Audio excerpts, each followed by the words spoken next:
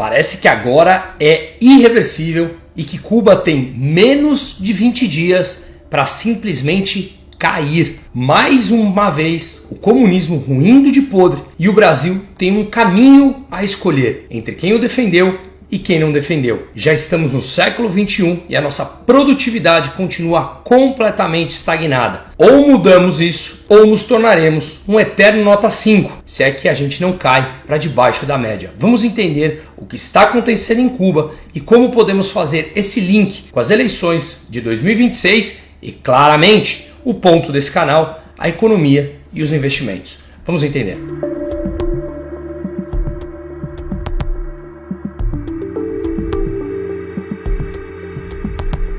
Segundo uma consultoria de energia, a Kepler, Cuba tem menos de 20 dias para satisfazer a sua demanda interna com o que ela tem de petróleo. Mostraremos isso em números. Depois, a pura escuridão. Eu vivi algo assim lá. Eu estive no país em 2007 e 2022. Nessa segunda viagem, muitos de vocês já me acompanharam aqui, naquelas cenas tristes de ver, lamentáveis, como eu mencionarei aqui daqui a pouco. Pois é, o governo terá que impor mais restrições para não deixar o país colapsar por completo, se é que já não colapsou há muitos anos, mas um colapso total. Talvez seja a maior crise que Cuba esteja vivendo desde 1991, quando caiu a União Soviética. Veja, por exemplo, essa matéria no Última Hora. Cuba prevê um apagão recorde com 63% do país ao mesmo tempo sem luz,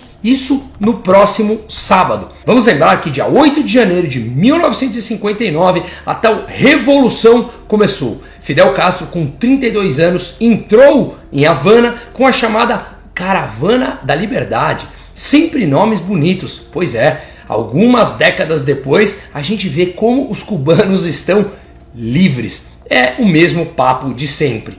E eles entraram, portanto, em Havana e a população estava eufórica. Vale lembrar, o mundo estava ali numa Guerra Fria e havia ainda aquelas crenças, as falsas crenças, de que um sistema centralizador na economia poderia funcionar. Já vimos que não, e há seres humanos que ainda acreditam nisso. Palavras de Fidel Castro, abre aspas, derrotamos a tirania, dessa vez a revolução tomará o poder. Pois é, ele acertou. A questão é que ele era a tirania, assim como todo e qualquer governo centralizador. Cuba se tornou então uma das ditaduras mais longas da história, 67 anos. E além disso, impulsionou revoluções marxistas na América Latina e deixou seus tentáculos em países africanos. Obviamente, uma das partes mais pobres do mundo, e a América Latina também estamos na parte de baixo. Agora, mais uma vez, parece que vai ficar para a história. Vamos fazer a correlação também com a Venezuela. Delcy Rodrigues, que era vice de Maduro e agora é a presidente do país, e Claudia Sheinbaum, a presidente do México, ambas apoiam, obviamente, o que era o regime de Nicolás Maduro e agora o que até o momento segue sendo com Delcy Rodrigues. Esses dois países, Venezuela e México, foram forçados a não mais ajudar aos cubanos. Em dezembro, por exemplo, a Venezuela enviou por volta de 46.500 barris por dia, saindo da Venezuela em direção a Cuba. Quanto enviou agora em janeiro? 0. O México se tornou o maior fornecedor de petróleo de Cuba no ano de 2025, superando a Venezuela. Veja, por exemplo, o que disse Gonçalo Monroy, que é consultor de energia lá no México. Cuba dependia muito da Venezuela. Se agora tudo que eles têm é o México e ele está debaixo de uma pressão forte dos Estados Unidos e não podem mais exportar, Cuba tem um grande problema. Obviamente, os comunistas nunca aceitarão que o seu modelo é completamente falido e que leva à pobreza, à fome e à falta de produtos e, claramente, uma elite comunista completamente rica, que vive do bem-estar dos outros, e uma população completamente escravizada na miséria. Mas eles nunca aceitarão esse modelo fracassado. Mas isso agora se torna praticamente irrelevante, porque a realidade já se impôs. O tempo é o melhor que tem para impor essa realidade e Cuba está no limite. Eu estive lá em 2007 e 2022, diferenças brutais. 2027, como veremos, ainda o turismo sustentava aquela ilha. Você via Havana completamente pobre, mas dentro dos hotéis, principalmente em Varadeiro, a 2 horas de Havana, tinha de tudo, das redes internacionais com as quais eu me hospedei. Da última vez em 2022 em Varadeiro já faltava comidas e produtos essenciais. 3 horas para abastecer um carro,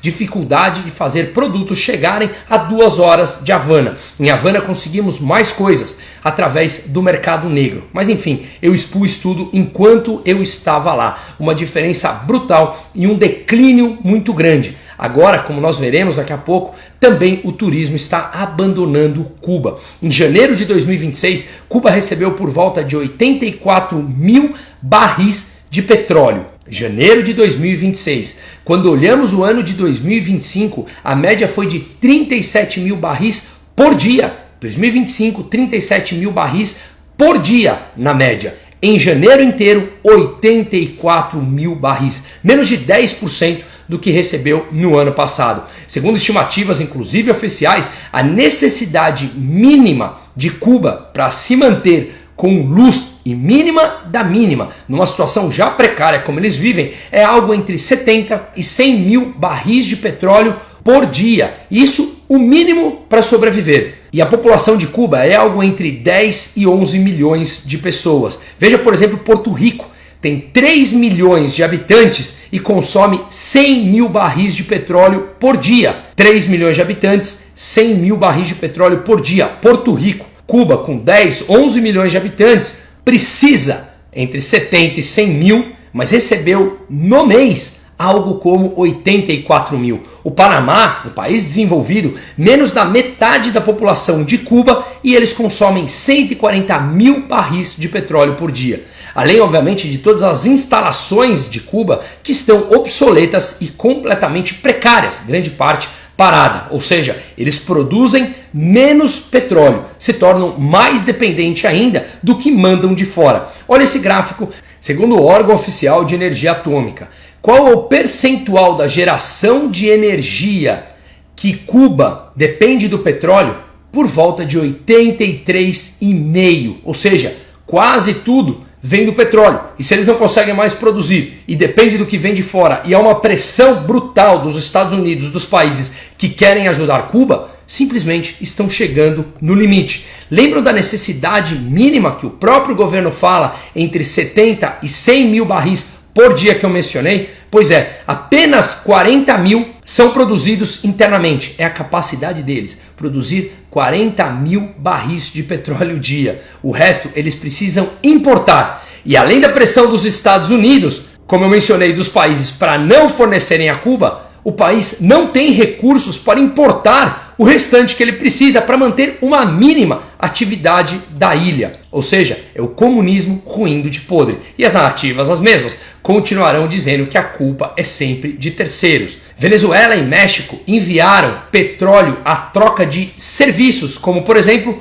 o Mais Médico. Vocês lembram muito bem. Outro que foi financiado aqui no Brasil, e vimos que os médicos recebiam uma parcela pequena do salário e o resto ia para financiar Cuba. Pois é, Dilma e Lula, dos seus amigos, e não adianta dizer que porque ele cortou a barba e colocou um terno que lhe cai bem, isso foi uma técnica durante muitos anos. Nos anos 80 tem vídeo do próprio Lula falando que o projeto de poder se toma em 40 anos. Mas eu acho que esse ano está prestes a mudar. Mas voltando, México e Venezuela então enviavam petróleo em troca de receber prestações de serviços médicos. Olha esse gráfico que interessante, as exportações de petróleo para Cuba, desde Venezuela, México e Rússia. Veja que a Venezuela sempre foi um fornecedor importante e depois foi substituído pelo México, que vem crescendo e agora simplesmente chegou a zero. No começo de janeiro, Cuba tinha em reservas por volta de 460 mil barris. Não é nada. Se somamos os 84 mil barris recebidos que vieram de fora, de grande parte de Venezuela e México, como eu falei, dá um total de 545 mil barris de reservas, mais ou menos. Isso que eles têm de barris disponíveis, 545 mil. Quanto representa isso? 14 dias do ritmo de importação média diária do ano passado.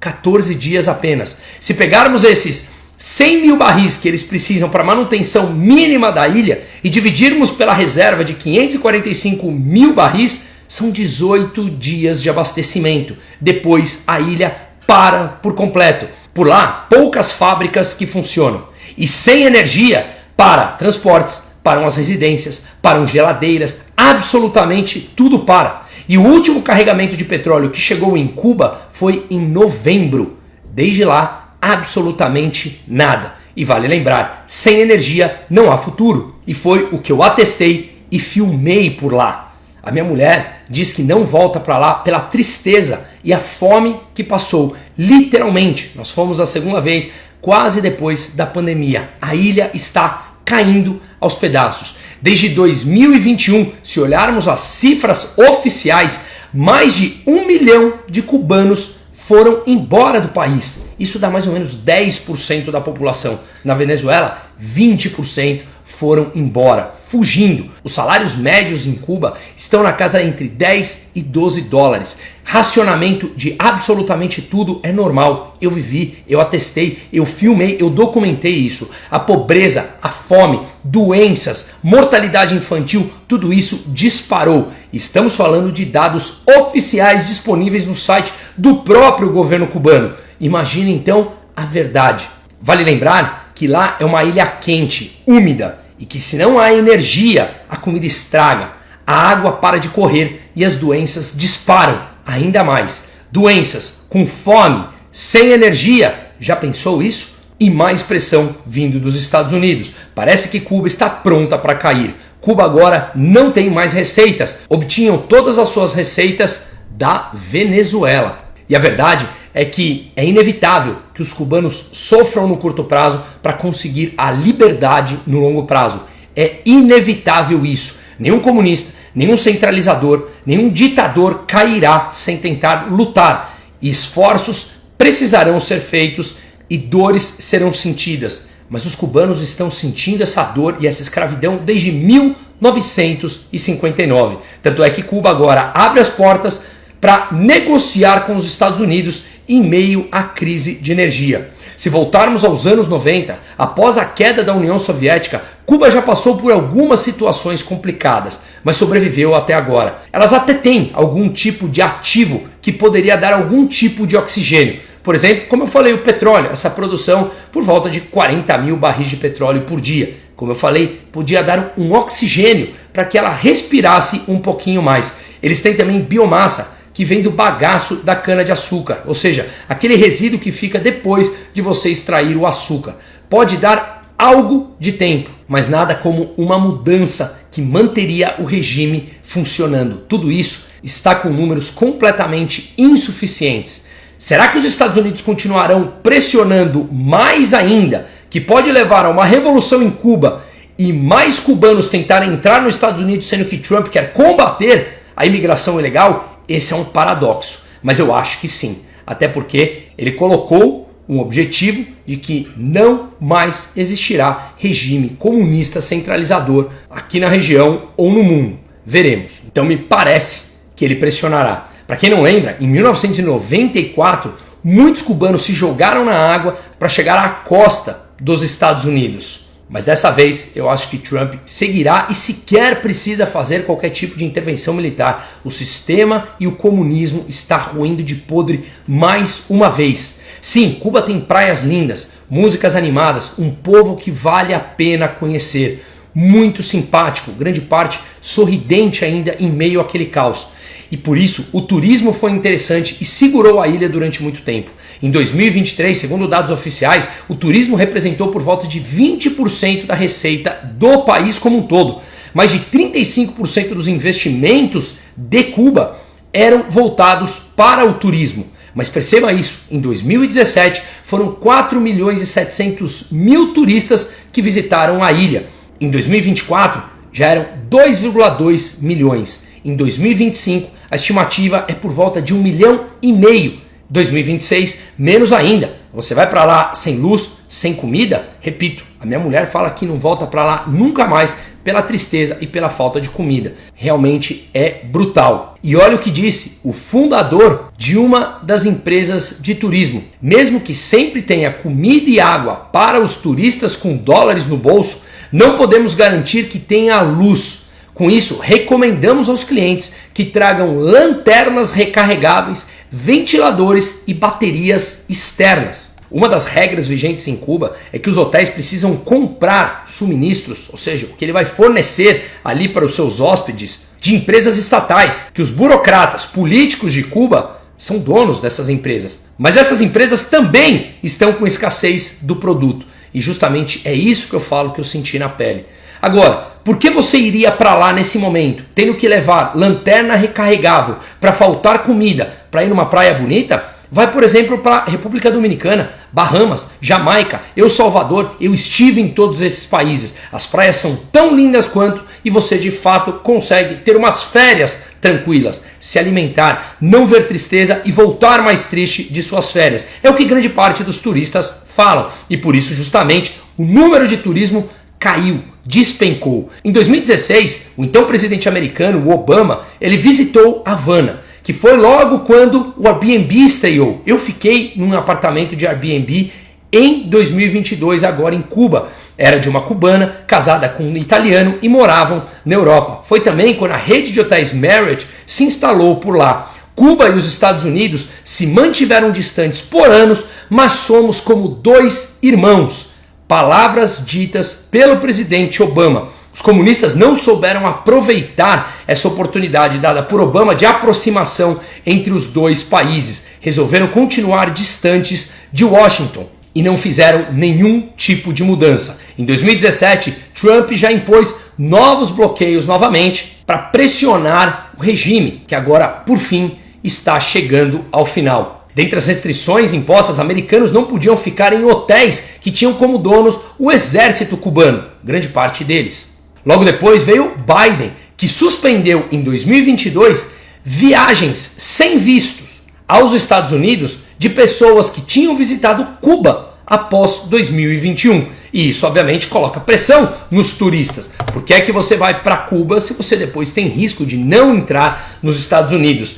Eu fui com meu passaporte espanhol e não tive problema para tirar os vistos. O Fábio, que esteve comigo, inclusive esteve comigo na Venezuela, ele sim teve a primeira vez o visto recusado para ir aos Estados Unidos no ano passado. Teve que pedir 2 meses e comprovar que tinha ido a Cuba de férias. Por isso, a Lucy Davis, diretora da Cubania Travel, falou o seguinte: pelo menos 40% dos turistas que entram em contato comigo decidem não vir a Cuba depois de descobrir que não podem viajar aos Estados Unidos com o programa de isenção de visto.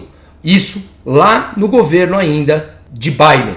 E os chineses também cortaram os fornecimentos, já que não se mostram mais dispostos a financiar uma ilha que não lhe dá mais nada e não quer mudanças, nem que seja como o regime comunista fez, permitindo um respiro para que o país não caia de podre. E a elite envelhecida cubana, que pensa como uma época passada, que me lembra muito Lula, que não conseguiu no Brasil estender tudo isso e acho que não consegue, que está chegando ao fim a sua hegemonia, que demorará alguns anos ainda para ser retirada, mesmo que ele não ganhe agora as eleições, mas que a população começa a ficar mais cansada de uma mesmice, mais ideias dos anos 80 em 2025. E tudo isso exige uma mudança dentro da economia, uma busca maior por produtividade, mais flexibilidade, mais inovação, mais criatividade em um ambiente onde o Brasil se torna, com as ideias petistas, mais rígidos. E é justamente por isso que eu acredito que teremos mudanças. E nesse contexto, os preços estão dando sopa de muitos ativos, como a gente vem falando desde o ano passado. Mas eu deixo o QR Code na tela para que fale com a minha equipe e comigo a respeito de investimentos. Pode parecer que uma ilha autoritária há décadas não tenha nenhum tipo de interferência, mas é mais um ponto dentro da América Latina de um cenário que está mudando também no leste europeu, na Europa no geral, na América Latina e que faz preço aqui. Oportunidades de se proteger, mas também de aproveitar ganhos em cima do que estamos vivendo. Será mais uma vitória para o mundo quando o regime castrista, ditatorial, autoritário, comunista em Cuba cair. Mais uma ideia para ser exportado para aqueles que ainda acreditam em Papai Noel aqui no Brasil. Uma economia centralizada nunca funciona. Ludwig von Mises já explicou muito bem a impossibilidade do cálculo econômico no socialismo. Quem paga a conta é sempre os mais pobres no médio e no longo prazo. O Brasil vai mudar e as oportunidades estão passando debaixo de nossos olhos. Aproveite, não espere mudar. Afinal de contas, os preços já mudam quando a notícia sai na capa dos jornais, que aí ela se torna velha. Se antecipe, seguimos.